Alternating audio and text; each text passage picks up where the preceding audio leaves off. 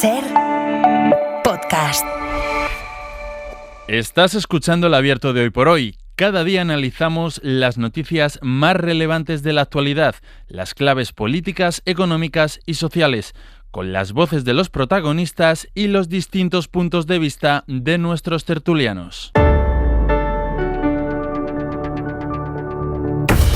Tiempo para el análisis, tiempo para el abierto en esta mañana de miércoles, fresquita mañana de miércoles. Atención además con las lluvias en buena parte del país. Y en el análisis nos van a acompañar esta mañana Elisa de la Nuez. ¿Qué tal? Muy buenos días. ¿Qué tal? Buenos días. Carlos Sánchez, buenos días. Hola, muy buenos días. Y Josep Ramoneda, buen día, buenos días. Buen día, buenos días. Vamos a ir con lo que está siendo la noticia en estas últimas horas, compartida todavía, aunque hoy ha bajado un poco de intensidad con la dimisión de Carlos Mazón, de lo que también hablaremos en este abierto, sobre todo de esas negociaciones entre el Partido Popular y la ultraderecha y Vox para encontrar un candidato de consenso, negociaciones en las que se ha implicado directamente el líder del Partido Popular, Alberto Núñez Feijóo, y que parece que van encaminadas a llegar a un acuerdo para nombrar a la persona que tenga que sustituir a Carlos Mazón. Pero antes, vamos con el juicio al fiscal general del Estado. Vamos a ver lo que dio de sí la última sesión. Vamos a ir un poco cronológicamente, sobre todo con lo que pasó por la tarde, que eran dos de las comparecencias más esperadas, porque ayer declararon como testigo Alberto González Amador, la pareja de Isabel Díaz Ayuso, pero antes lo había hecho Miguel Ángel Rodríguez, que es el jefe de gabinete de la presidenta de la Comunidad de Madrid.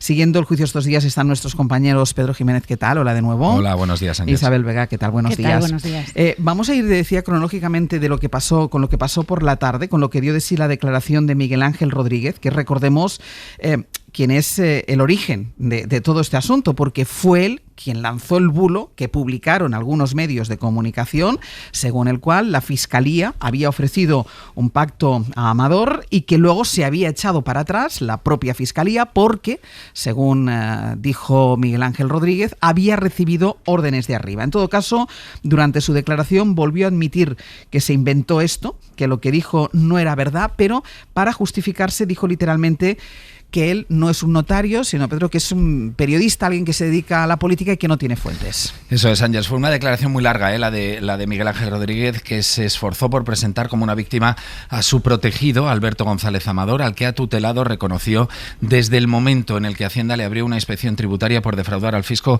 350.000 euros después de ingresar 2 millones de euros con la venta de mascarillas. Ministros, incluso el presidente del Gobierno en sede parlamentaria, han llamado al señor González Amador delincuente, confeso. Defraudador, confeso. Él nunca ha declarado ser confeso de nada, no es un delincuente, no es un defraudador, es un español que ha querido llegar a un acuerdo con Hacienda y Hacienda no le ha permitido llegar a ese acuerdo.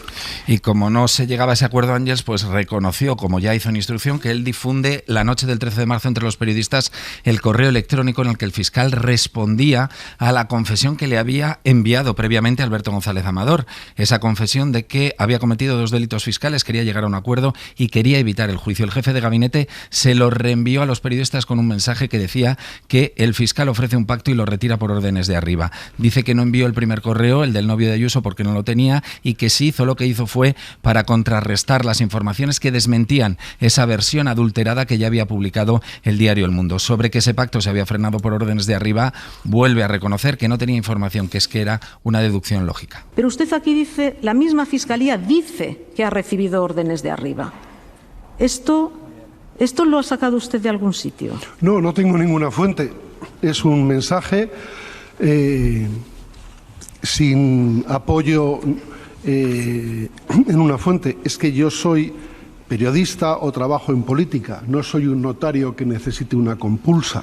El interrogatorio estuvo trufado de explicaciones inverosímiles, de excusas, de contradicciones en los que la mano derecha de Ayuso pudo ajustar cuentas con los medios de comunicación y profesionales que han informado sobre el fraude fiscal de González Amador. De verdad tengo muchas cosas que hacer como para aguantar a los periodistas de línea izquierdista, que además suelen ser agresivos, activistas, cuentan las cosas de aquella manera. Como salió la noticia, pues no le presté más atención porque como son unos escandalosos, pensé que era otra más.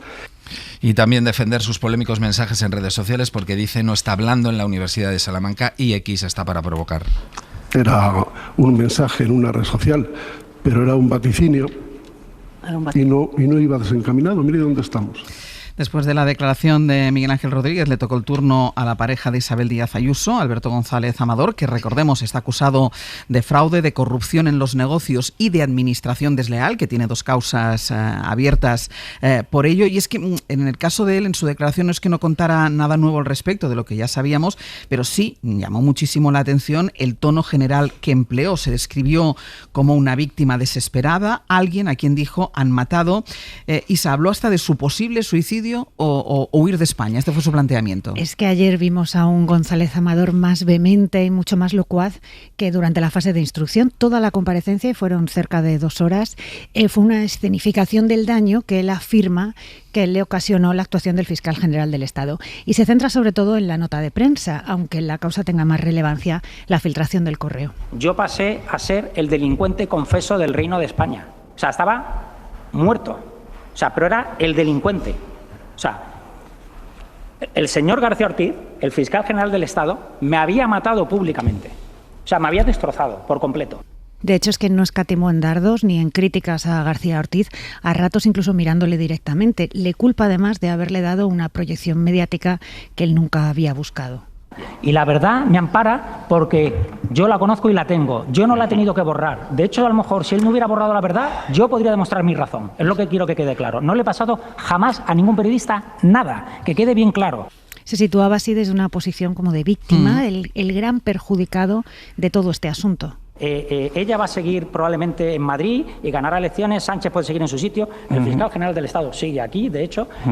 Pero a mí es el que me han destrozado la vida. Y me ha destrozado la vida el punto de inflexión en el cual el fiscal general del Estado saca esa nota. Y de esa nota se deriva todo. Es el origen, es la raíz, por la cual yo estoy indefenso, sin presunción de inocencia y muerto jurídicamente, socialmente y económicamente. Sobre los hechos en sí, explicó que informó a Miguel Ángel Rodríguez de la apertura de una inspección fiscal y que dio vía libre a su abogado para negociar un acuerdo de conformidad con la Fiscalía.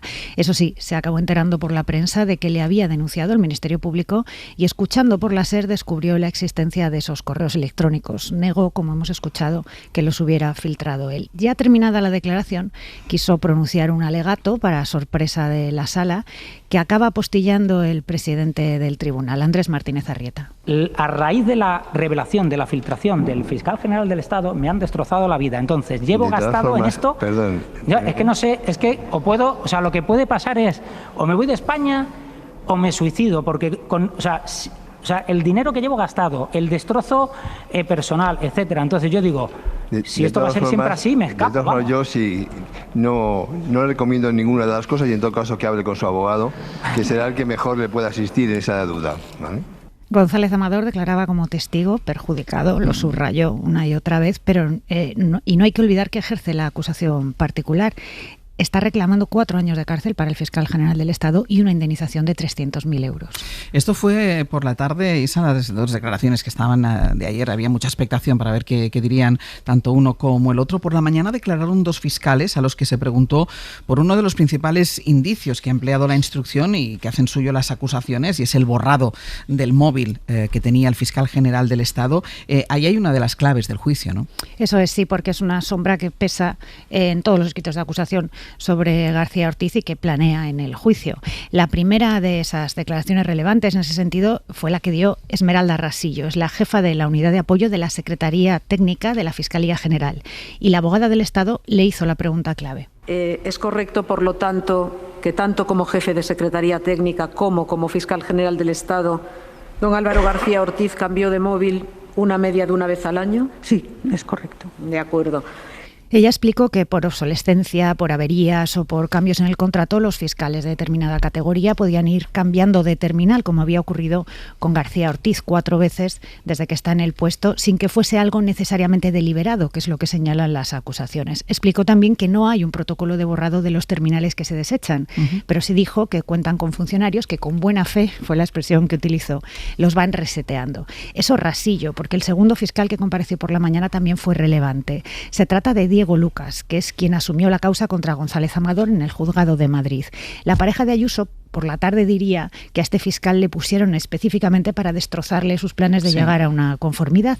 Pero el fiscal no solo explicó que se mantuvieron las negociaciones para llegar a un acuerdo después de la publicación de los correos y todo lo demás, sino que además insistió en que nadie le dijo cómo tenía que proceder en este asunto. ¿A usted le ha dado orden algún fiscal de que no llegue a un pacto de conformidad con el señor González Amador? Ninguna serie. Ya ves, Ángels, que lo dejó clarísimo.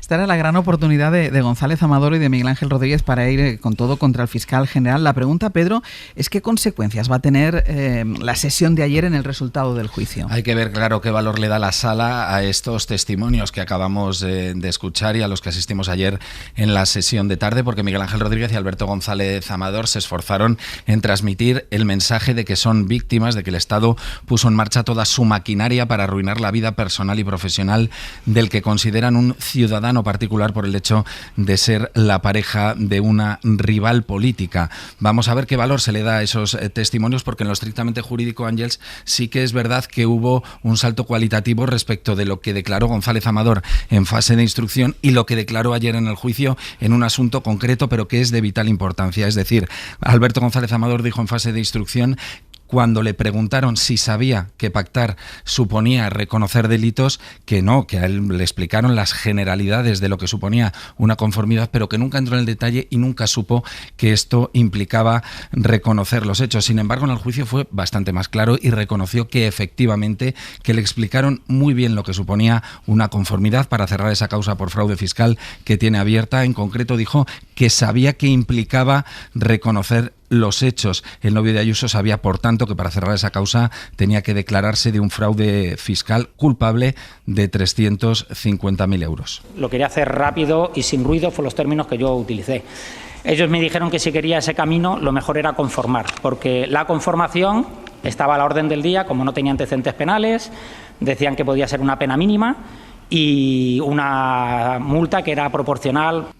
Sin embargo, Ángels, cuando trascendió esa confesión, se querelló contra la Fiscalía y negó que fuera un defraudador confeso. Y hemos escuchado a González Amador decir que él quería que todo pasara rápido y sin ruido. Y esto es otra de las claves que nos dejan las dos primeras jornadas de juicio, porque ha quedado claro que era la consigna cerrar cuanto antes sus problemas con el fisco. Su equipo legal incluso envió el reconocimiento de los delitos antes de que hubiera un fiscal o un abogado del Estado asignado. Y esta estrategia, no nos olvidemos, contó con la complicidad de la fiscal superior de Madrid, Almudena Lastra, que ordenó a su jefe de prensa un apagón informativo. No se informaba del fraude fiscal de Alberto González Amador. Isa, ¿qué toca hoy en la sesión de hoy del juicio?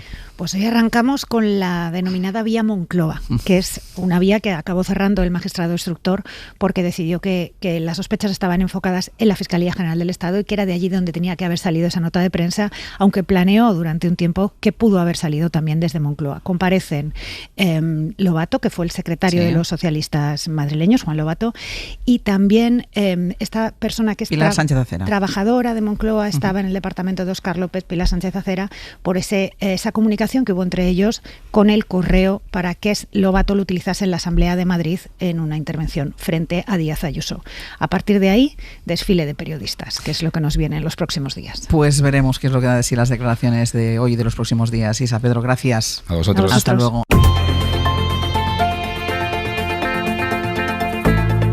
El Abierto. Ser podcast. En el Abierto, Josep Ramoneda, Elisa de la Nuez y Carlos Sánchez. Vamos con el análisis de lo que está dando de sí ese juicio al fiscal general del Estado. Ya hablaremos, si queréis, después de lo inédito que es esta situación de ver al fiscal general del Estado sentado en el banquillo, no literalmente porque está en el estrado, pero sentado en el banquillo de los acusados. Pero yo me quiero detener en los dos testimonios de ayer.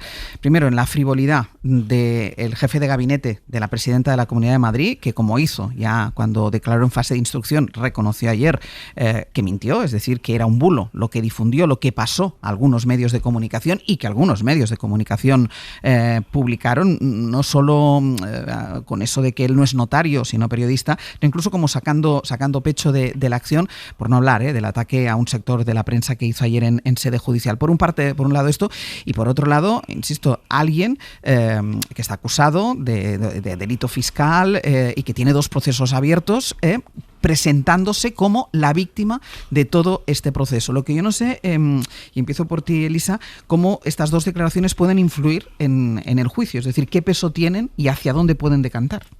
Bueno, a ver, lo primero que creo que hay que decir es que este teatrillo, digamos, forma parte, me imagino, de lo que han aconsejado en particular a Amador, lo que le han aconsejado sus abogados, ¿no? Oiga, ponga usted de relieve el perjuicio que a usted está y tal, porque al final él, digamos, está pidiendo una pena de prisión y está pidiendo una indemnización, por lo cual, digamos, este exceso, que es un exceso claramente, me imagino que está inducido por usted tiene que decir que esto a usted le ha supuesto una muerte civil, etcétera.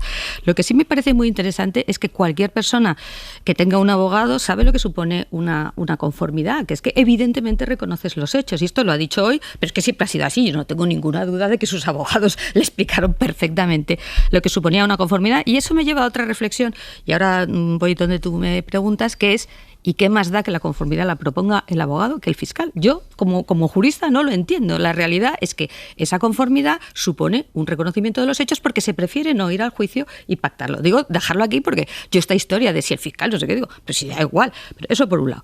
Por otro lado, declaraciones de Miguel Ángel Rodríguez. Bueno, pues aquí entre nosotros, a mí esto de que, como soy periodista o jefe de gabinete de la presidenta de la Comunidad de Madrid, no se me aplican valores, digamos... ¿Puedo mentir? A mí me llama muchísimo la atención. Resulta que los notarios no pueden mentir, o los abogados, pero los periodistas o los jefes de gabinete pueden ir por libre. Pues hombre, como declaraciones delante de un tribunal me llama la atención. Pero el punto de fondo, ¿qué influencia puede tener esto? Pues yo creo que sinceramente poca. ¿Por qué? Porque las declaraciones, digamos, de Amador van en el sentido que ya va su defensa de, oiga, me han destrozado la vida, que insisto, él tenía que saber perfectamente lo que suponía un acuerdo de conformidad, que suponía que reconocía los hechos y por tanto reconocía el fraude fiscal, y luego te llamarán presunto, no presunto, porque efectivamente hasta que no hay una sentencia, no hay una condena, pero es evidente que ese es, digamos, la relevancia que tiene. Y es evidente también, desde mi punto de vista, que las declaraciones de Miguel Ángel Rodríguez abundan en algo que, por otro lado, no ha ocultado, que es que a él le parece que todo vale, ¿no? Que todo vale para defender la reputación, en este caso, de Isabel Díaz Ayuso, contar lo que sea, atacar a los medios, pero es que el personaje es así, o sea, a mí tampoco me sorprende. ¿Qué trascendencia tiene desde el punto de vista del juicio? Pues yo creo que los magistrados, que tienen una cosa que yo creo que es importante, que están acostumbrados, es verdad, o sea, quiero decir que a lo mejor a más gente le choca muchísimo qué cosas dicen estos señores. Los magistrados están hartos de oír, quizá no en un juicio oral, pero en los escritos, este tipo de declaraciones, y yo creo que sencillamente le pondrán en su sitio en el sentido de que lógicamente Amador pues va a reivindicar que a él le ha supuesto una muerte civil, bla, bla, bla, bla, que es, digamos, el también papel se hubiera que podido tiene... plantear la muerte civil antes de cometer los delitos que reconoce. También. Claro, porque pero si bueno, has hecho facturas falsas, presuntamente. Sí, pero quiero decir que una vez que estás en esto entiendo que forma parte del papel que para defender tu postura, ¿no? Pero insisto en esa idea que me parece básica, que es que daba igual quien pidiera la conformidad, que es que a mí eso me llama la atención. Si la conformidad supone el reconocimiento de los hechos, ¿qué más da que sea tu abogado el que te lo recomienda que sea el fiscal? Segundo punto, lo que digo de Miguel Ángel Rodríguez no dice nada nuevo con respecto a la instrucción. Claramente él considera que para defender al presidente de la Comunidad de Madrid hay que decir estas cosas. Yo no puedo estar más en contra del fin justifica los medios. El fin no justifica los medios, y menos en una democracia, y por tanto creo que eso los magistrados lo tendrán en cuenta. Digamos que él se inventó, entre comillas, o decidió de todas que formas, se habían dado instrucciones solo un matiz, porque dices, me da igual si la conformidad la pide el abogado o la ofrece la fiscalía. Claro, pero es que hay un dato más, que el bulo de Miguel Ángel Rodríguez iba un poco más allá. Sí, decía, que no le dejaban. Claro, no le dejaban. lo ofreció la fiscalía, pero y desde arriba le obligaron a retirarlo. Correcto. Ya digo además que una conformidad para la fiscalía, como es lógico, es maravillosa, porque supone que te ahorras el juicio y ya tienes, digamos, la sentencia condenatoria. Bueno, como una cuestión previa casi para salvar el honor de esta profesión, que Miguel Ángel Rodríguez no es periodista. Está tocada, un periodista es alguien que es intermediario entre un emisor y un receptor, y simplemente damos la información y nos equivocamos. Y cuando nos equivocamos, rectificamos. Y si él fuera periodista, hubiera rectificado. Me he equivocado, lo siento, y creo que hay que poner una nota al pie del periódico El Mundo, que fue el que publicó el bulo, diciendo que era un error y no se ha producido esto. Por lo tanto, él no es periodista. Pudo hacerlo en sus orígenes en Valladolid, pero desde hace muchísimo tiempo es simplemente un agitador, como él mismo ha reconocido en el tribunal. Pero yo quería referirme a a esa estrategia de la defensa de presentarse ante la opinión pública el señor González Amador como una víctima. Y tiene razón, él es una víctima, pero no es una víctima del sistema político y ni de la izquierda, es una víctima de la presidenta de la Comunidad de Madrid, es una víctima de su jefe de gabinete. De Miguel Ángel Rodríguez, es una víctima de Hazte Oír y es una víctima del Colegio de Abogados de Madrid, que se ha personado como acusación popular. Han querido convertir un asunto privado que se podía haber resuelto sin mayor problema, con una cierta polémica durante algún tiempo, hubiera habido, por supuesto, porque la pareja defraudó a la Hacienda, y no han querido esa línea, digamos, seria, esa línea rigurosa, pues no han querido hacerlo. Pues al final le ha estallado en las manos al propio González Amador, no solamente en este procedimiento, sino en otro que está abierto y que dentro de algún tiempo tendrá que ir a juicio por temas todavía muchísimo más graves que una defraudación fiscal. Es decir, él es víctima de sí mismo y de todo lo que le ha rodeado, que ha convertido un asunto privado, un asunto personal, en un asunto político. Ramoneda. Sí, bueno, me parece que está de moda el modelo Mazón, ¿no? Hacer el drama de que lo que te ha ocurrido, que te está hundiendo, que desaparecerás, que tu vida, que todo se ha terminado. Bueno, pues parece que una persona como González Amador, que tiene muchas más, por otra parte, muchas más agarraderas que Mazón, se ha, digamos, empapado de este modo de hacer y se apunta a él. Lo que pasa es que realmente resulta absolutamente grotesco.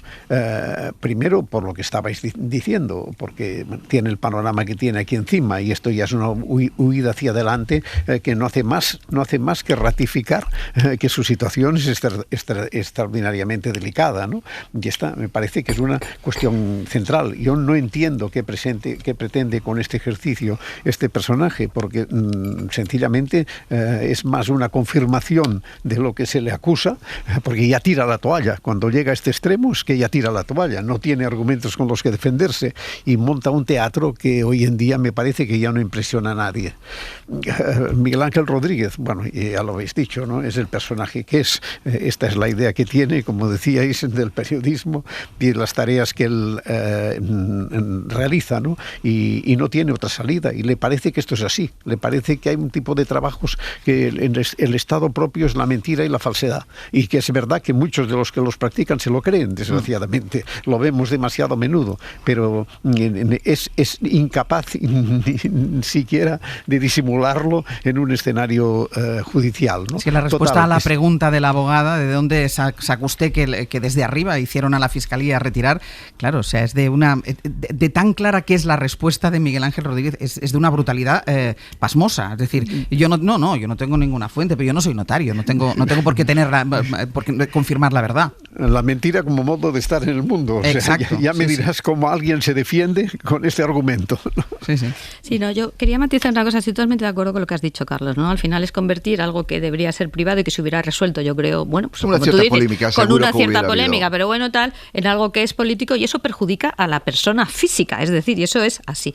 Pero sí quería hacer un matiz, porque claro, dices, con la complejidad, bueno, vamos a ver, es que lo que hay de fondo, y por eso digo, y saco una lanza por el Colegio de Abogados de Madrid, ahí en el fondo es un delito que puede haberlo o no, de revelación de algo que sí debería ser confidencial, que son la correspondencia entre el abogado y el fiscal. Y esto es importante para la profesión. Es decir, que eso es, así como Hazte Oír tendrá los intereses políticos que sea, el Colegio de Abogados tiene un interés muy claro, que es no se pueden filtrar o no se pueden revelar este tipo de correos, porque eso hace un daño a la profesión de abogado. ¿En cuántos procedimientos se ha personado el Colegio de Abogados de Madrid en los últimos 5 años? No lo sé, pero lo que te quiero decir es que no lo sé, pero insisto, que haya muchas filtraciones y que no se haya personado en ninguna, a mí me da igual, porque es importante defender que las filtraciones, esta o cualquier otra, y más si proceden desde la Fiscalía, ojo, que esto es importante, no pueden tolerarse desde el punto de vista del derecho de defensa, porque insisto, si mis conversaciones con mis clientes van a aparecer mañana en El Mundo o en El País, yo como abogado tengo un problema. Pero hay que tener una cierta,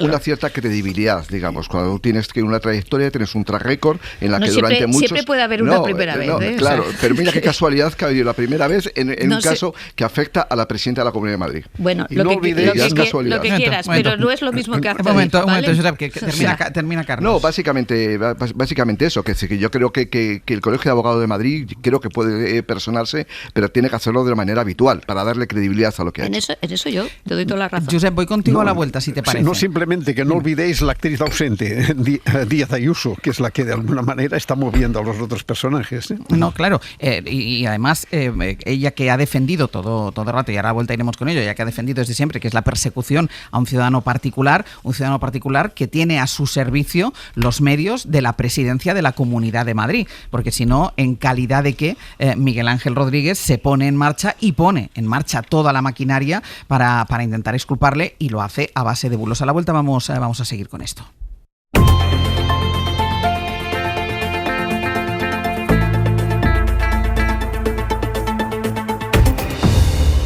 Abierto Josep Ramoneda, Elisa de la Nuez y Carlos Sánchez. Yo quería proponeros, casi para cerrar el asunto, ¿no? Y a modo de reflexión, porque retomando otra vez las palabras de Miguel Ángel Rodríguez cuando la abogada le pregunta esa afirmación que él transmite a una serie de periodistas y que algunos periodistas sin contrastar publican, cuando dice, no, es la Fiscalía la que ha ofrecido un pacto y desde arriba le han dicho que lo retire, y la respuesta de Miguel Ángel Rodríguez es, yo soy periodista, que ya hablaba precisamente de este aspecto Carlos Sánchez, y me dedico a la política.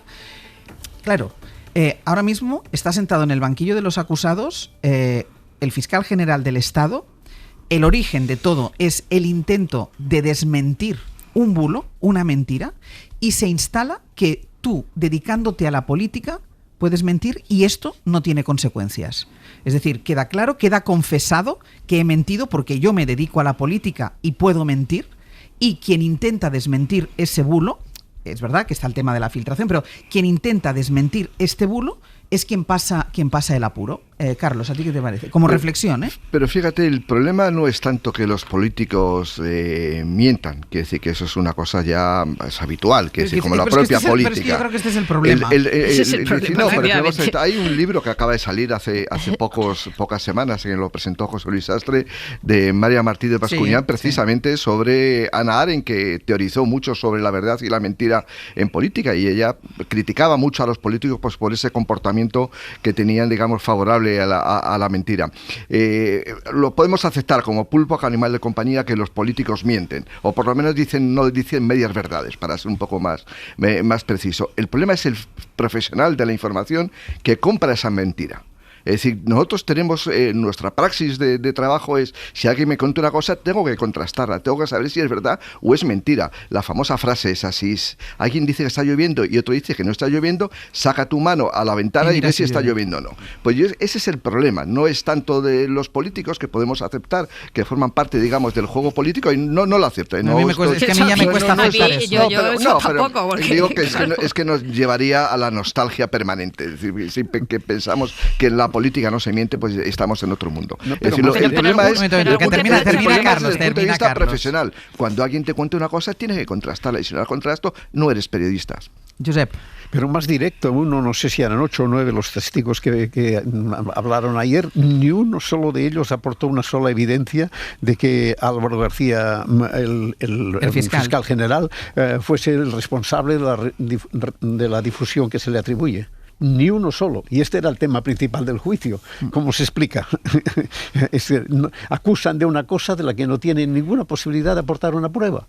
Simplemente un teatro, un espectáculo como el que montaron, construido sobre la validación de la mentira. No sé, francamente. Bueno, y quedan por pasar todavía, porque lo decía antes Isabel Vega, quedan por pasar los periodistas que sí intentaron contrastar la información, a los que ayer Miguel Ángel Rodríguez llamó activistas, izquierdosos, gente que sí intentó hacer su trabajo y contrastar la información, que en fase de instrucción declararon, entre ellos nuestro compañero de esta casa, en fase de instrucción declararon que ellos tenían ese correo que supuestamente había filtrado el fiscal general del Estado mucho antes, y tampoco sirvió para que cambiara nada en esa fase de instrucción. Vamos a ver qué pasa en la fase que está ahora el juicio. ¿Querías hablar? Sí, en relación con la reflexión sobre la mentira, yo te diría, por supuesto, profesionalmente, el periodista, etcétera, etcétera, pero es que si asumimos que es normal que nos mientan a la cara, tenemos un problema, digamos, como sociedad y en una democracia, y creo que esto hay que recordarlo. Es una normalidad estadística, no digo escucha, que yo... una cosita, lo que es dificilísimo es convertirla, digamos, una obligación ética de no mentir en una obligación jurídica, y esto es dificilísimo, que es de lo que estamos hablando. Es decir,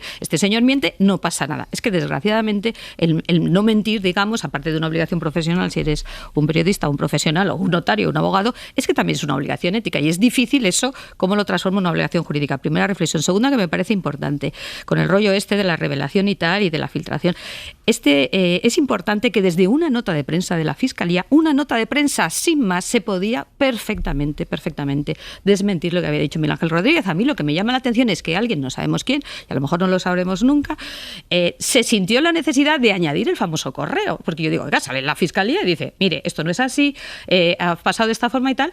Yo creo que ahí, pues ya está, lo dice la Fiscalía, porque la Fiscalía no es el hijo del vecino, es una institución del Estado. Y a mí lo que me llama la atención, y no sé quién tuvo la idea de decir, no, es que hay que sacar el maldito correo, que insisto, yo no sé quién lo sacó, y ojalá algún día nos enteremos, o a lo mejor no nos enteramos, no lo sé. Pero sí que me parece importante dos cosas. Oiga, hay una obligación ética de no mentir, y de no mentir a la cara, y me da usted igual que sea profesional, que sea notario, que sea periodista, que sea político, pero es dificilísimo convertir eso en una obligación jurídica. Eso es una cosa que hay que tenerlo en cuenta, porque la gente dice, ¿cómo le puede no pasar nada? Pues mire, como mucha gente que miente y no le pasa nada, y desgraciadamente mentir como testigo, os digo que es muy habitual, desgraciadamente, porque la gente miente pues para proteger los intereses de parte, bla, bla, bla, y es dificilísimo meter algo parecido a un delito de falso testimonio. Y lo segundo que me parece importante es, oiga, no hacía falta para desmentir el bulo filtrar el correo, y creo que eso también es importante tenerlo en cuenta. ¿Por qué esta filtración llega a juicio y las 1.500 millones de filtraciones que durante toda nuestra vida profesional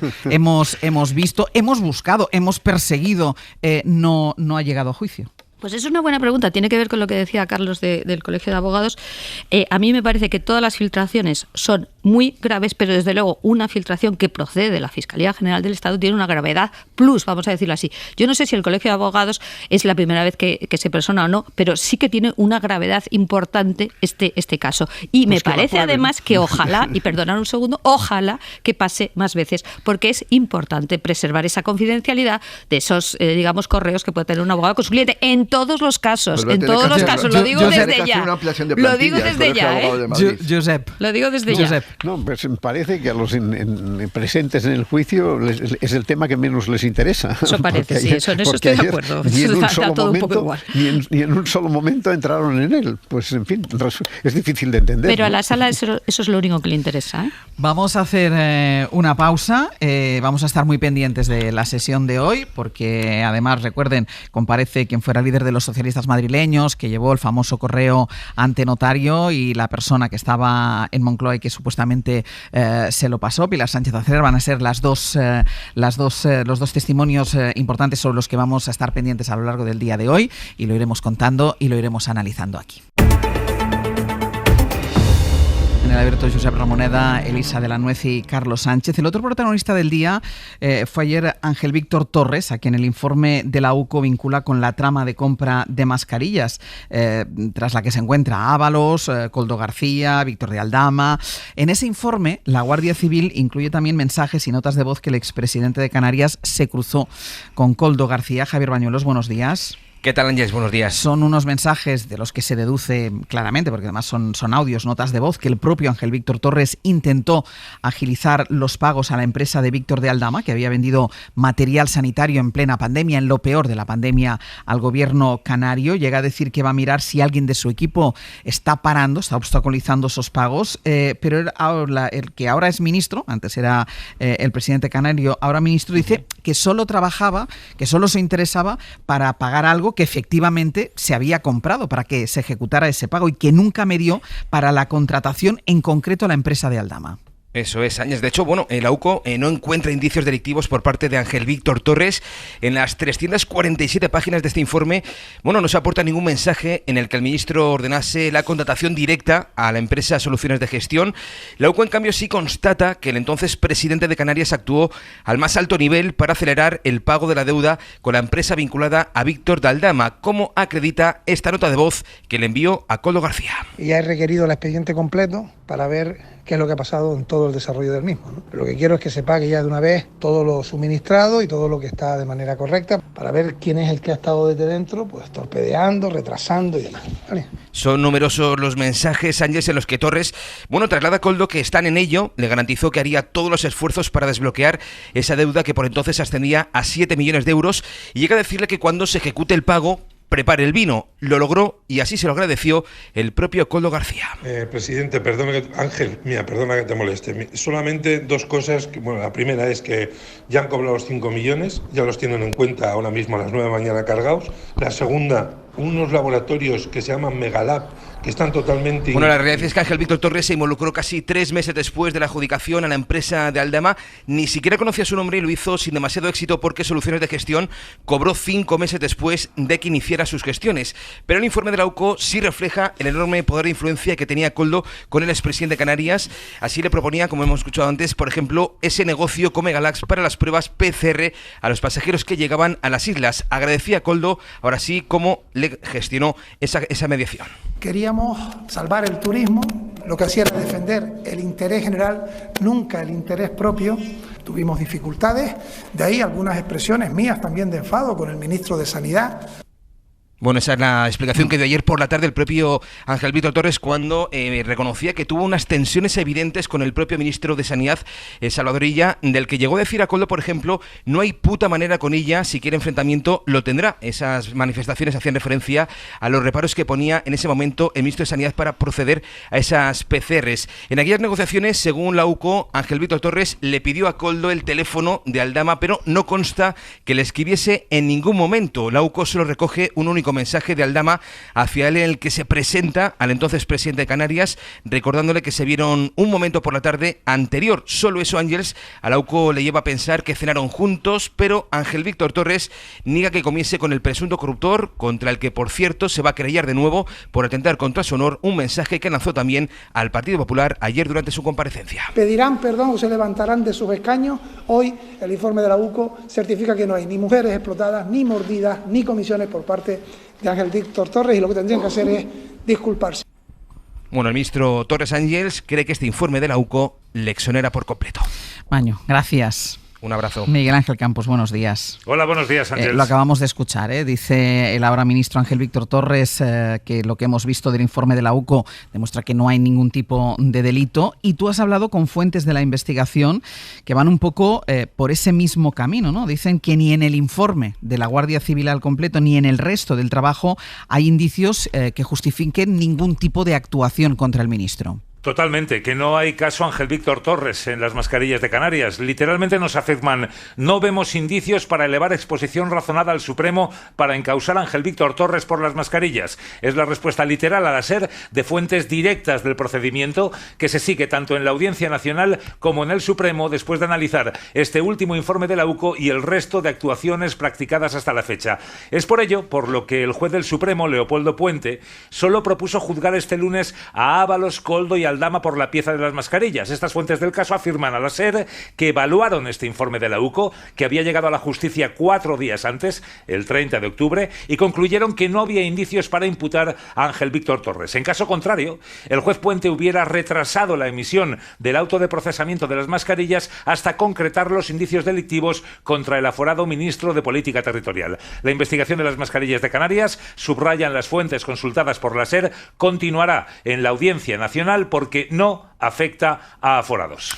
Campos, gracias. A ti, buenos días. No hay en el informe de la UCO nada que pueda deducirse delictivo en el caso de Ángel Víctor Torres. Él ayer, en esa comparecencia, en esa rueda de prensa, explicó y quiso contextualizar el momento en el que estábamos, esa crisis de pandemia, con esa falta de material sanitario, con esa preocupación, y lo hemos escuchado ahora, por el turismo en Gran Canaria. Fue lo primero que se paró. Vale, no hay nada delictivo.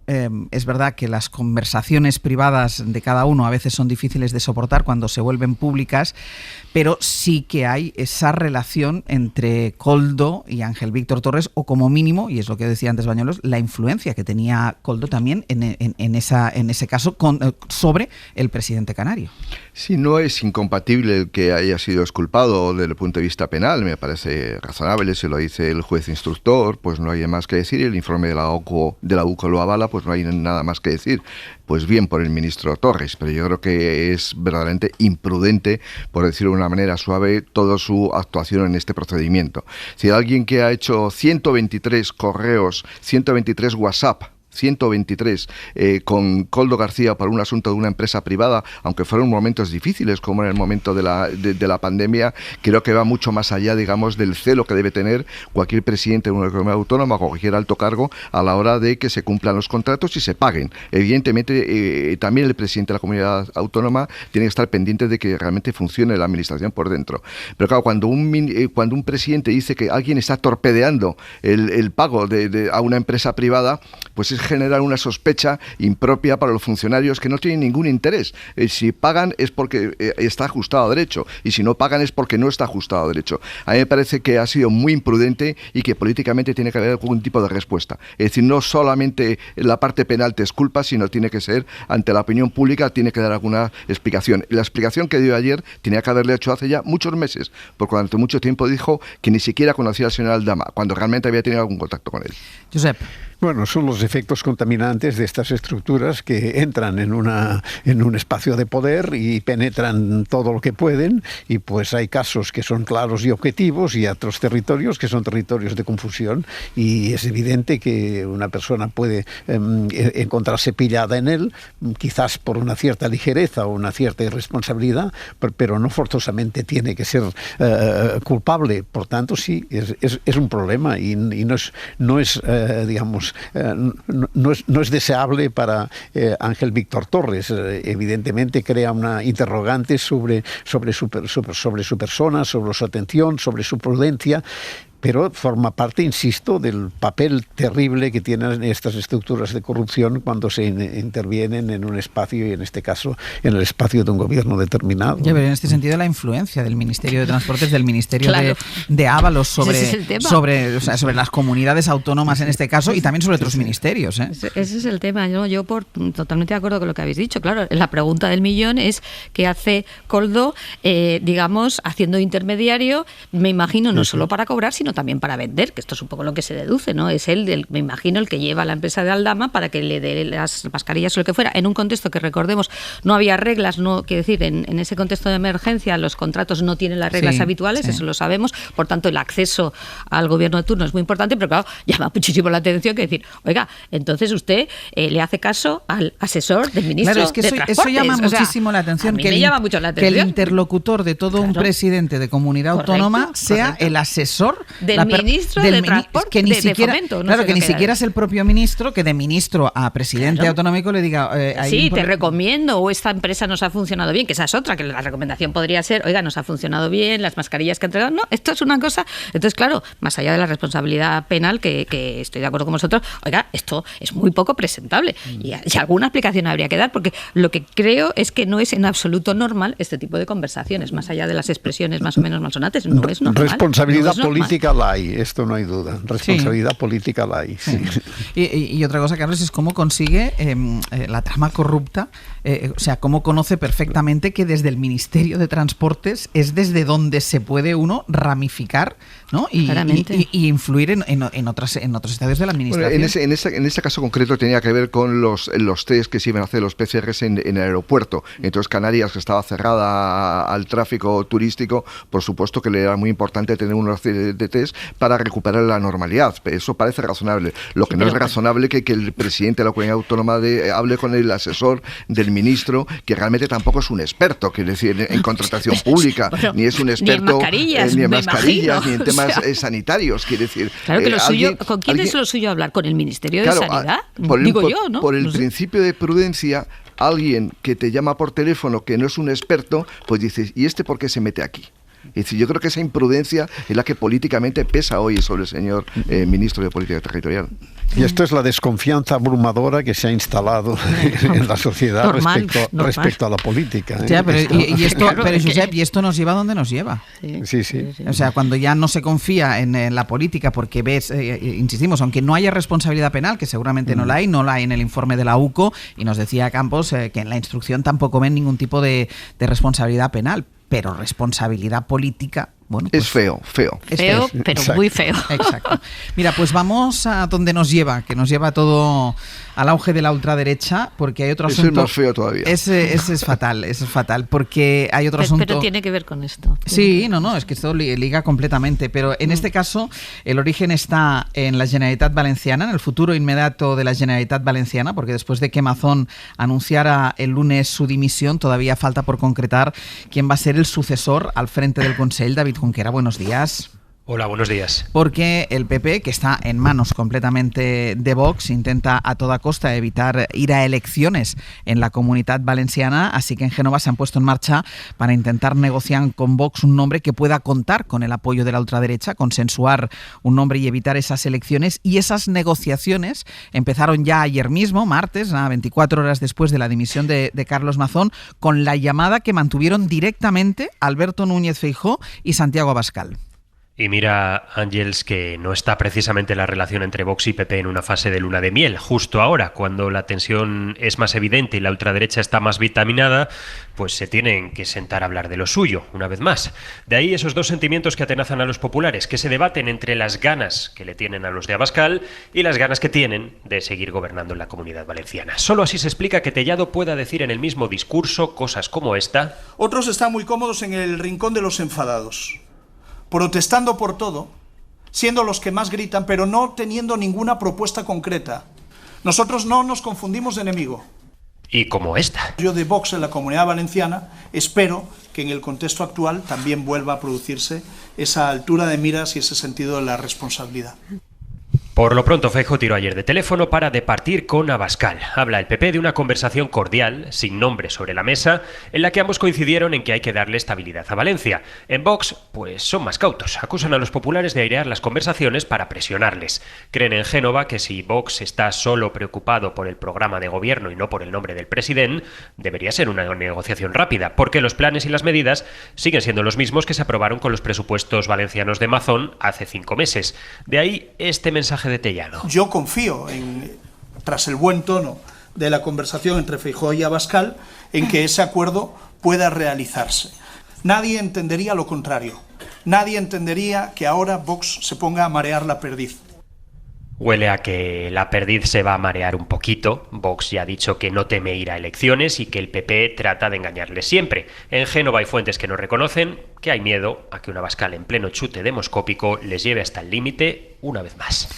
Junquera, gracias. Gracias. La clave es ese chute demoscópico. Este Vox es diferente al primer Vox con el que pactó la Comunidad Valenciana, que recordemos fue Carlos Mazón el primero en establecer acuerdos con la ultraderecha, pero claro, aquí el problema, Ramoneda, no es tanto los nombres, sino la agenda. Yo creo que aquí hay una pregunta, es decir, ¿qué le conviene más a Vox? ¿Formar gobierno ahora o ir a elecciones? Esta es la cuestión, y lo que Vox valore esta pregunta, la respuesta que Vox dé a esta pregunta será determinante. Si Vox cree que unas elecciones le pueden dar una mayor posición, se puede comer una parte del pastel del PP, pues me costaría creer que aceptaran un acuerdo sin elecciones. Si Vox no lo tiene tan claro, es posible que ya ha conseguido lo que quería, que el PP vaya a buscarle y ha conseguido, y esto no es solo una cuestión valenciana, sino del conjunto de España, se ha roto definitivamente cualquier tabú entre Vox y el PP. Ahora ya se sabe que el Vox y el PP irán juntos siempre que sea necesario, y Vox lo que tiene que pensar es qué es lo que le permite capitalizarlo mejor. Y aquí es donde yo tengo las dudas, y a mí no me extrañaría que Vox apostara por las elecciones elecciones, pero no tengo ninguna prueba sustancial, digamos. Que no quisiera consensuar nombre y diera la patada para ir a unas elecciones. Carlos. Bueno, la gestión de los tiempos es probablemente lo más difícil en política, y lo que sabemos del señor Feijóo de los casi 3 años que lleva al cargo del Partido Popular, que ha manejado muy mal los tiempos. Es decir, lo manejó muy mal en las elecciones de julio de 2023, fundamentalmente por el señor Mazón, cuando llega a un acuerdo con Vox y que condicionó, digamos, la estrategia del Partido Socialista. Ahí empezó todo. Con Mazón empezó todo. Y luego ha gestionado muy mal la pandemia, perdona, la DANA ha gestionado muy mal desde el 29 de octubre del año 2024, pensando que eso se iba no solucionar, pero por lo menos la opinión pública no lo iba a estar tan presente. Todo estalló el día del funeral, cuando vio el señor Feijóo físicamente cómo las víctimas, como los familiares de las víctimas protestaban y decían auténticas verdades al señor Mazón. Es decir, y ahora lo que está es simplemente ganando tiempo pensando que esto le va a ayudar. Es decir, lo que tiene que hacer es convocar elecciones, porque ahora es un asunto tan grave para la Comunidad Valenciana que son los valencianos son los que tienen que decidir. Porque el escenario que le está planteando el señor Tellado ahora, primero que pide altura de miras y sentido de la responsabilidad a Vox, cosa que realmente a uno le sorprende. Lo que va a ocurrir en las próximas elecciones, si lo retrasa, es que va a crecer de una manera importante en Valencia. Y si crece de una manera importante en Valencia, eso va a tener traslación al conjunto del voto nacional. Y de ahí que la estrategia más inteligente y manejando bien los tiempos es convocar ahora elecciones, porque muy probablemente cuando convoque elecciones y se vea que Vox está creciendo mucho, eso le va a hacer daño todavía más al Partido Popular. No soy capaz de entender la estrategia de Génova. La verdad que el tiempo, insisto, es lo más importante en política y lo manejan muy mal. Elisa. No, totalmente de acuerdo, ¿no? Lo de me reía un poco cuando hablabas de la estrategia de los tiempos, pero ¿qué estrategia? Si esto ha sido patada para adelante. Cuando dice no entiendo la estrategia del PP. Es que no había PP. ninguna estrategia, claramente, Yo creo. soy romántico todavía, creo. ¿Crees que algo más falto de estrategia que sea el lunes cuando presenta la dimisión Carlos Mazón, cuando el PP llevaba calentando el juicio del fiscal general del Estado durante semanas y semanas, y el día que empieza el juicio del fiscal general del Estado, que tenía que ser la apertura de todos nosotros, donde todos tuviéramos el foco fijado, a las 9 de la mañana convoca una comparecencia Carlos Mazón para dimitir? O sea, es tremendo. No, y por eso digo que yo lo de la estrategia, no, yo creo que como tú bien dices, era no tomar decisiones que son incómodas o que tal. Además, me gustaría decir que si hubieran hecho lo correcto, es que a veces en política hacer lo correcto resulta que sale bien, que era dimitir al día siguiente, no estaríamos aquí. Ahora le ha dado... Y la opinión pública, perdona, Elisa, y la opinión pública lo entiende. Que lo entiende perfectamente, en un caso además de este dramatismo. Es decir, tú al día siguiente dimites, dices, mira, me he equivocado, lo he hecho todo mal y no sé qué, pues a lo mejor ahora, un año después, estamos en otro escenario. Se lo han buscado a pulso y están en manos de Vox. Y yo estoy de acuerdo con Josep, yo lo que no sé es a Vox lo que le viene bien, pero lo que va a hacer es lo que le viene bien a Vox, no lo que le venga bien al PP. Y además, yo creo que hay otra cosa también muy interesante, no es que se haya roto el tabú del PP y Vox, es que se ve al PP suplicándole a Vox, que esto es lo que estamos viendo, que es otro escenario muy diferente, diciéndole, sí, que a altura de miras, mira, lo que está diciendo, oye, sácame de esta, ¿no? Sálvame. Claro, eso la verdad es que tiene un arreglo muy difícil. Y otra cosa que tiene que ver con lo de antes, y es muy interesante que al final en la Comunidad de Valencia, con todo lo que se ha sufrido, el voto se vaya al partido, digamos, que quiere dar una patada al partido antisistema, al partido de ultraderecha. Eso tiene que hacer pensar mucho a los partidos, digamos, más institucionales, porque el voto no se está yendo a otro sitio, se está yendo a la gente que dice, todos fuera, esto es una vergüenza, esto no sé qué. Pues claro, tenemos un problema. Todos los relatos llegan al mismo punto, ¿no? Hablamos de Mazón y del desastre de Mazón, que evidentemente habría tenido que dimitir hace un año. Sí. Pero Feijóo fue incapaz de imponer esta dimisión, que era imprescindible, que era fundamental. Y Feijóo lleva arrastrando un error detrás de otro error. Y en una circunstancia que en principio debería ser muy favorable para el PP, llevamos ya unos cuantos meses así, pues es incapaz de capitalizarlo. Y el PP no se mueve. Esta es una de las cosas que más me sorprenden. ¿Qué pasa?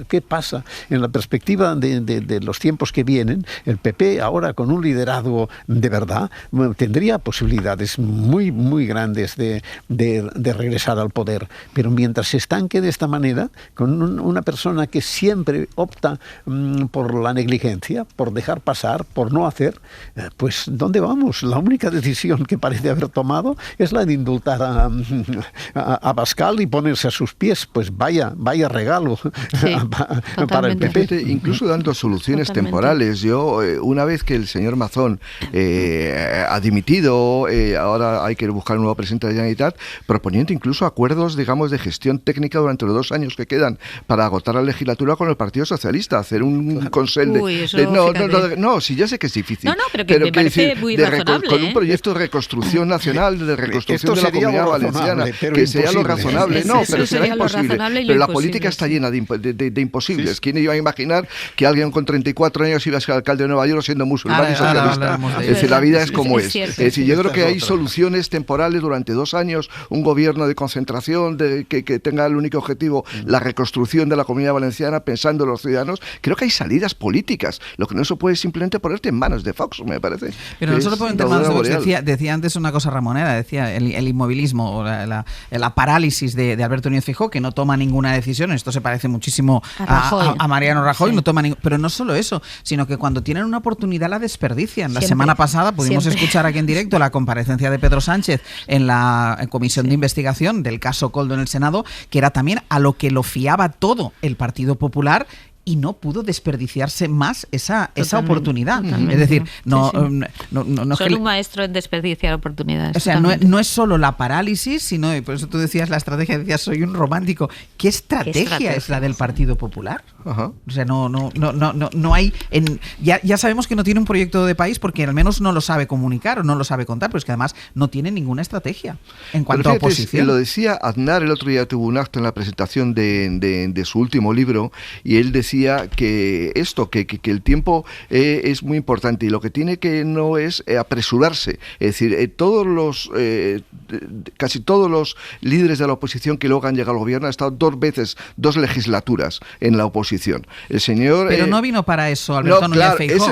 Pero ese es su problema. Ese es su problema, que él vino para ganar las elecciones ya. Y esas prisas en política son muy malas, porque al final... Pero prisas aquí al final tampoco, porque... Pero si lleva la forma de hacer oposición que él tiene llega diciendo era ver si el tiempo le arregla las cosas. Si llega diciendo desde el primer día, váyase el señor Sánchez, quiere decir, que genera unas frustraciones en la opinión pública, porque ve que es que próximamente, el año que viene, el segundo presidente del gobierno más longevo en la democracia española va a ser Pedro Sánchez, después de Felipe González. Y tú estás diciendo que tiene que irse, y no llega esa marcha, pues genera frustración entre tu opinión pública, como es lógico. ¿Qué ibas a decir, Josep? Yo que no creo realmente que Feijóo es un fracaso extraordinario, y que es sorprendente en que el Partido Popular no haya reaccionado y no se proponga en una coyuntura que podría ser muy favorable para él si la jugase con autoridad y con propuestas, no solo con este ejercicio de satanización permanente del adversario, que finalmente se convierte en un juego. Ya nadie escucha, porque ya lo sabemos, ya lo hemos oído tantas veces que no lleva a ninguna parte, ¿no? Y creo que la crisis valenciana actual pone absolutamente de manifiesto esto. No haber cesado a Mazón si él no quería dejarlo hace un año es uno de los errores políticos más evidentes de la democracia española, ¿no? Sí, yo quería además, en relación con esto, totalmente de acuerdo, el fracaso es espectacular, pero que esa imposibilidad, ¿no?, que vemos muchas veces en los partidos políticos de hacer un relevo, digamos, de una forma no traumática, ordenada, ni siquiera, digamos, con un banquillo razonable. O sea, es que parece que el presidente o el secretario general o el que sea está para siempre, a pesar de todo lo que, digamos, todos los fracasos o todos los errores que cometas. Y eso yo creo que es un problema grave de funcionamiento de la democracia española, en la medida en que, porque con perdón, a Pedro Sánchez le pasa un poco lo mismo, ¿no? Y si no es Pedro Sánchez, ¿quién? Oiga, vamos a ver, de forma natural, tendría que haber un relevo, un banquillo, alguien que desee llegar al poder y que cuando, digamos, el líder de turno está haciendo las cosas mal, se aproveche de eso. Eso sería lo normal. Que eso no pase me parece que es un problema muy grave, no ya para los partidos, sino para la propia democracia. Voy a Nueva York, porque antes ya lo mencionaba, no sé si ha sido Carlos o ha sido Ramoneda, pero hay nuevo alcalde en Nueva York, porque un año después de ese arrollador triunfo que permitió a Donald Trump regresar a la Casa Blanca, y además de regresar con sed de venganza, el Partido Demócrata ha recuperado esta noche la sonrisa gracias a un pleno de victorias en 3 estados clave, porque había elecciones en Nueva Jersey, en Virginia y en California, y en la ciudad más poblada del país, que es Nueva York, que a partir del 1 de enero tendrá como alcalde a Zoran Mamdani, que es un joven asambleísta musulmán, hijo de inmigrantes y abiertamente socialista. Hope is alive. Hope over tyranny. Hope over big money and small ideas. Su discurso triunfal ha estado lleno de alusiones a la esperanza y a un nuevo amanecer en medio de la oscuridad, de la que responsabiliza sin medias tintas al presidente Trump. If anyone can show a nation betrayed by Donald Trump how to defeat him, it is the city that gave rise to him. Si alguien puede mostrarle a una nación traicionada por Donald Trump cómo derrotarlo, es la ciudad que lo vio nacer. Esto es lo que ha dicho Mamdani tras conseguir el 50% de los votos en la urbe que simboliza como ninguna otra el poder del capitalismo salvaje. Enviada especial a Nueva York, Sara Canals, buenos días. Buenos días, Ángels. Sara, Mamdani llega al poder en Nueva York subido a una ola de hartazgo popular con unos precios imposibles y prometiendo revertir la decadencia de los servicios públicos y la corrupción del establishment que ha gobernado la ciudad de Nueva York durante décadas. Eufórico y victorioso, esta noche Zoran Mamdani ha subido al estrado para celebrar que hoy, contra todo pronóstico, se ha derribado una dinastía política. My friends, we have toppled a political dynasty. En un discurso donde ha ensalzado la clase trabajadora, los migrantes, y ha prometido un mandato para el cambio, una nueva forma de hacer política y una ciudad mucho más asequible. Y ha proclamado: New York will remain a city of immigrants, a city built by immigrants. Que Nueva York seguirá siendo una ciudad de migrantes, construida por migrantes, impulsada por migrantes y a partir de hoy, As of tonight, led by an immigrant.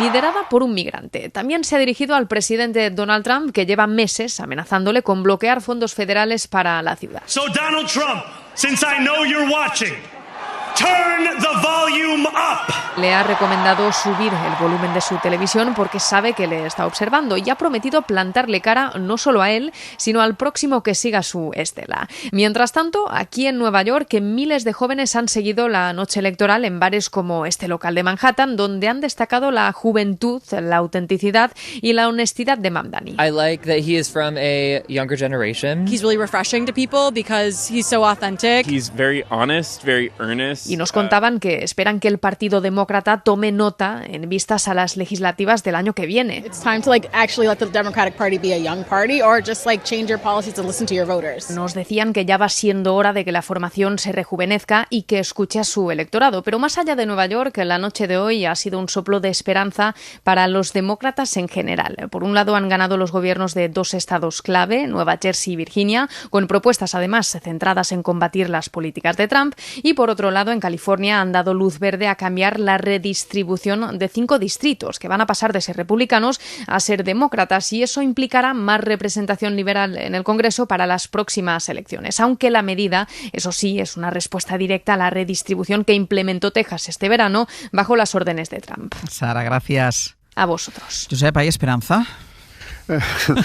Bueno, empecemos por lo primero, ¿no? Nueva York es Nueva York. Sí, sí, claro. No es exactamente los Estados Unidos, digamos, ¿no? Por tanto, esta es una prudencia que hay que tenerla presente. Es verdad que hay otros resultados que también parece que expresan al menos que despiertan los demócratas. Exacto, que empieza a aparecer alguna cosa, ¿no? No están tan dormidos como estaban hasta ahora.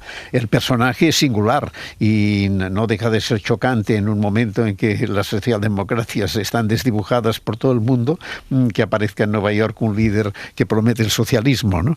Bueno, vamos a ver, pero en cualquier caso me parece que es un síntoma de que no está todo perdido y que Estados Unidos no está entregado a Trump como a veces se pretende hacer creer, ¿no?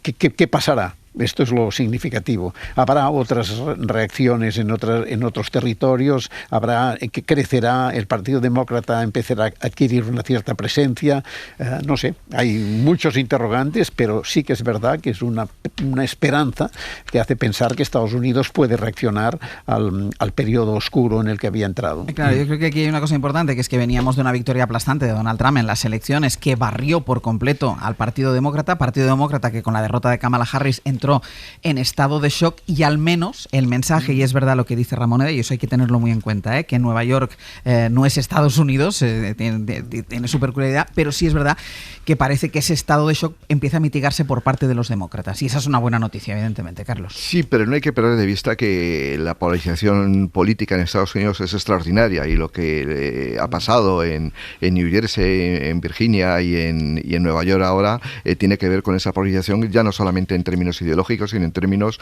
territoriales. Es decir, es el medio rural, es el digamos lo que se suele decir la América profunda respecto a las grandes zonas urbanas donde tiene mayoría el Partido Demócrata desde hace muchísimos años, desde hace décadas. Y Nueva York, California, en las grandes ciudades, ahí se pone de manifiesto. Yo creo que esto es muy significativo, es decir, esa división que hay entre la urbe y los medios rurales. Y luego creo la segunda lectura que tenemos que hacer de esta votación de ayer tiene que ver con otra forma de hacer política, que es decir, se ha roto la tradicional posición del Partido Demócrata en los medios convencionales. Es decir, lo que ha hecho el señor Mamdani básicamente es copiar la estrategia de tanto éxito que tuvo Obama cuando fue presidente de Estados Unidos, que llegar a los jóvenes, llegar a las redes sociales, otro tipo de mensajes muy diferentes. Yo creo que ese es el éxito de Mamdani, quiere decir que ha sido capaz de trasladar otra forma de hacer política. Y una de las claves que dábamos la noche de la derrota del Partido Demócrata en Estados Unidos era precisamente que el Partido Demócrata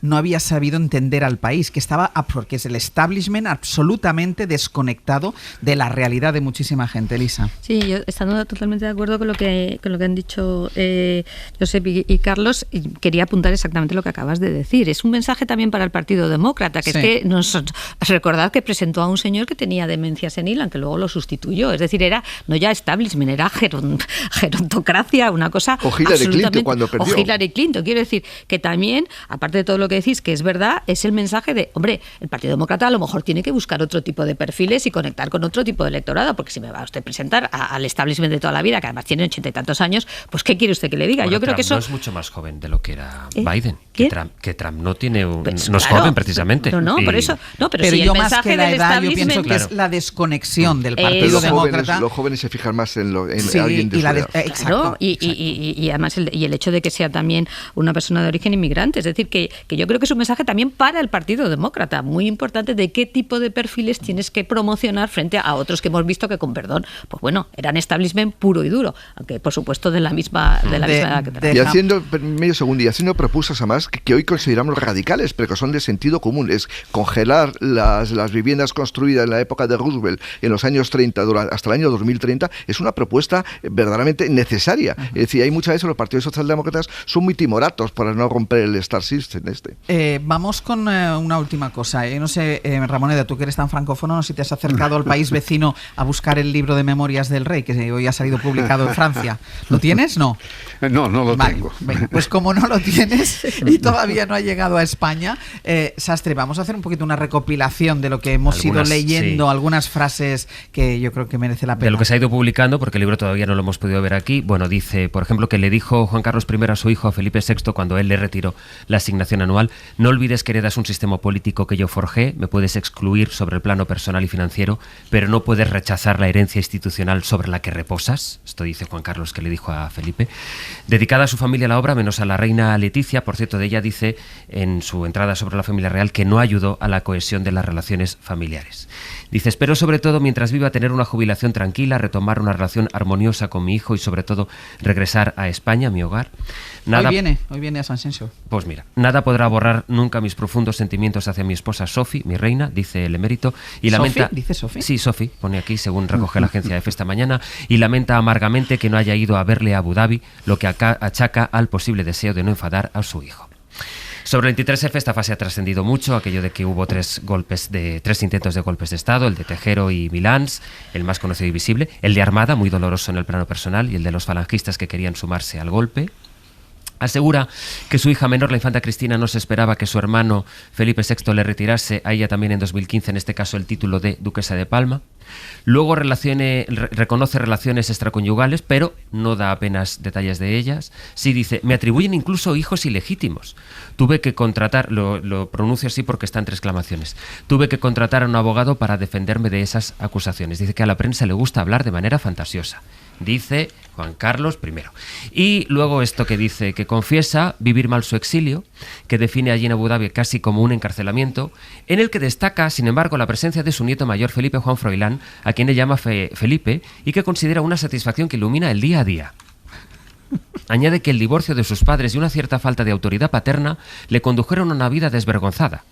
Podía ayudarle a encontrar trabajo y un apartamento, asegura el rey Juan Carlos, que señala que el primer día que fue a desayunar con él a las 7 de la mañana era la hora a la que normalmente se acostaba, pero que en un día se acomodó a una vida sana y recta, que es la que le ofrece su abuelo Juan Carlos. Un libro entero que yo creo que será la demostración de que un señor que vive fuera de la realidad más absoluta, titulado Reconciliación, y yo no sé si va a servir para que se reconcilie con algo. Pero no sé, con su familia no creo, la verdad, por lo que estoy leyendo. Está claro que él ha tenido siempre en la cabeza que este régimen es producto suyo, ¿eh? Sí, y que esto lo tiene lo mejor es que él te dé consejos sobre qué hacer para una vida sana y recta.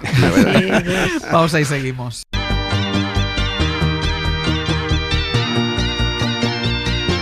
Hoy por hoy noticias. Ser podcast. Voglio vederti danzare come le zingare del deserto. Con candelabri in testa. Vamos terminando ya el abierto. Pepe Rubio, Sergio Castro, buenos días. Buenos días. ¿Y a partir de ahora qué vamos a hacer? Pues a partir de ahora vamos a seguir pensando en el rincón y la esquina con Manuel Delgado y Marta Sanz. ¿Cuántas veces nos hemos jurado o hemos jurado que aquello o esto sería para siempre?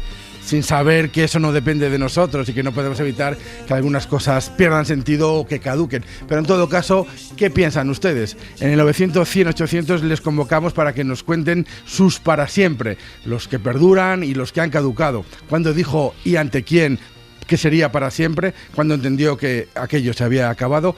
¿Cuál ha sido el para siempre más corto e insignificante de su vida? 900, 100, 800. Lo nuestro, Sergio, es para siempre, ¿no? Lo nuestro es para siempre del todo. Vale, perfecto. ¿Qué más? Viaje de Ina, he dicho. De ida. Hoy viajamos la vida de Victorina Durán. Victorina Durán. Para muchos, para las amigas, era conocida como Vic, para otros como Vito. También los que tenían un poco más mala leche le decían Víctor. Pero bueno, es una mujer que fue la que rompió pues la escenografía española en los años 20 y 30, como figurinista y escenógrafa. Pero si algo le debe este país, y las mujeres en especial, a Victorina Durán, es que fue la mujer que hizo visible el lesbianismo en España, la que en los años 20 y 30 fue muy visible y luchó para que fuera visible para otras. Pues buen viaje va a ser el de hoy. Sí. Y para terminar nuestra charla de este miércoles, excepcionalmente con 3 invitados, el autor de una novela titulada Blitz, publicada hace 10 años, David Trueba, el director de cine que ahora la lleva al cine, David Trueba, y el conversador infinito que siempre le apetece, David Trueba. Todas las versiones posibles de David Trueba hoy en Hoy por Hoy. Pues esto es lo que vamos a hacer hasta que pongamos punto final a esta edición del Hoy por Hoy a las 12:20 de la mañana. Josep Ramoneda, Elisa de la Nuez y Carlos Sánchez. Hasta la semana que viene. Adiós. Para no perderte ningún episodio, síguenos en la aplicación o la web de la SER, Podium Podcast o tu plataforma de audio favorita.